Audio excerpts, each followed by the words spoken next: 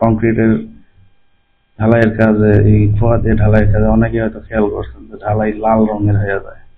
লাল রঙের হয়ে যায় এই কারণে, এই খোয়ার ভিতর থেকে গুঁড়োটা যদি আলাদা করা না হয় লাল রং হবে, আরো বেশি লাল রং হবে। অনেকে হয়তো খোয়ার এক বাকেট কমায় দিচ্ছে, এক ফোঁটা কমায় দিচ্ছে, তাও লাভ হবে না, ওটা লাল থেকেই যাবে। এখন এটার স্ট্যান্ডার্ড রিকোয়ারমেন্টে এখানে লেখা আছে 4.7 mm সিট সাইজ। এইটাতে 0 to 10% পাসিং করবে, মানে এখানে 4.75 mm এর থেকেও ছোট সাইজের কিছু পার্টিকেল থাকবে, এটা 0 to 10%।